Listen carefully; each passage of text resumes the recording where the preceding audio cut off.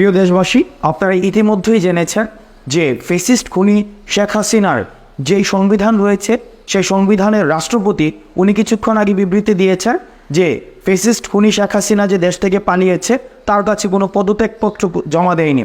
আমরা দেখেছি গতকাল চট্টগ্রাম বিশ্ববিদ্যালয়ে ছাত্রলীগের আবার পুনর্বাসনের জন্য বিভিন্ন ধরনের পায়তারা করেছে এবং ঢাকা শহরের বিভিন্ন প্রান্তে ছাত্রলীগ, যুবলীগ এবং আওয়ামী লীগের যে পতিত আত্মারা রয়েছে তারা বিভিন্নভাবে জড়ো হওয়ার তারা পায়তারা করছে।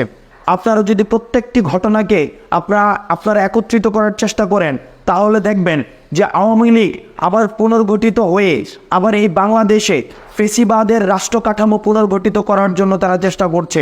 প্রিয় দেশবাসী, 5 আগস্টের পূর্বে আমাদের সবার একটি পরিচয় আমরা একত্রিত হয়েছিলাম, সেটি হচ্ছে আওয়ামী নির্যাতনের বিরুদ্ধে আমাদের সবার পরিচয় ছিল আমরা ছিলাম মজলুম এবং আওয়ামী লীগ ছিল জালিম। এই জালিমের বিরুদ্ধে আমরা মজলুম হিসেবে আমরা দাঁড়িয়েছিলাম 5 আগস্টের পূর্বে। কিন্তু 5 আগস্টের পরবর্তী সময়ে আমরা নিজেদের বিভিন্ন ক্ষুদ্র ক্ষুদ্র রাজনৈতিক স্বার্থে আমরা পৃথক হয়ে গিয়েছি, যার ফলশ্রুতিতে এই যে একটি গ্যাপ ক্রিয়েট হয়েছে, এই গ্যাপ ক্রিয়েটের জায়গাটিতে আবার আওয়ামী ফ্যাসিস্ট সরকার আবার তার পুনর্বাসনের ছক কষছে।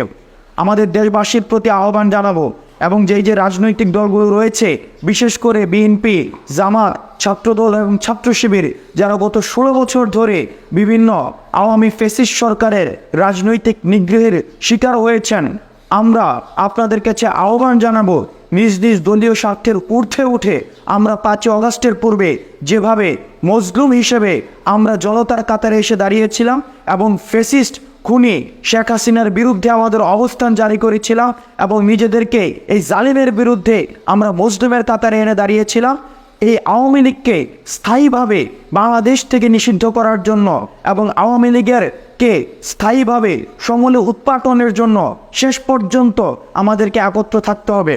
আমরা যদি নিজেদের দলীয় স্বার্থে এবং রাজনৈতিক স্বার্থে আমরা যদি পৃথক হয়ে যাই, সেই সুযোগটি হচ্ছে আওয়ামী লীগের পতিত আত্মারা নেবে।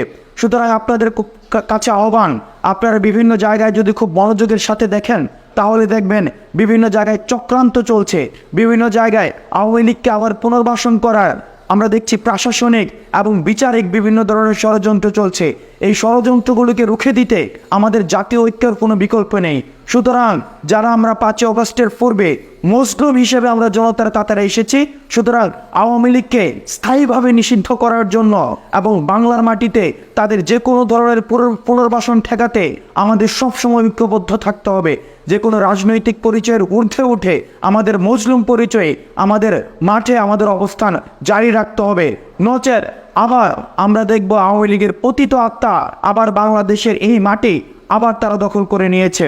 সুতরাং আমরা আমাদের জায়গা থেকে শক্ত অবস্থান নিশ্চিত করব, যাতে করে আওয়ামী লীগের কোনো পতিত আত্মা আর কোনোভাবেই বাংলাদেশের মাটিতে পুনর্বাসিত না হতে পারে।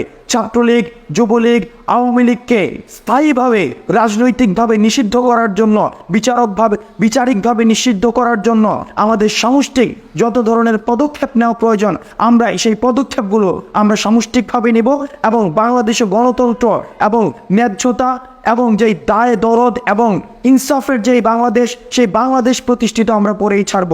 আপনারা সবাই ভালো থাকবেন, সুস্থ থাকবেন এবং আওয়ামী লীগকে স্থায়ীভাবে বিতাড়িত করার জন্য আমাদের যে সংগ্রাম, এই সংগ্রাম সবসময় জারি থাকবে। সালামু আলাইকুম রহমতুল্লাহ।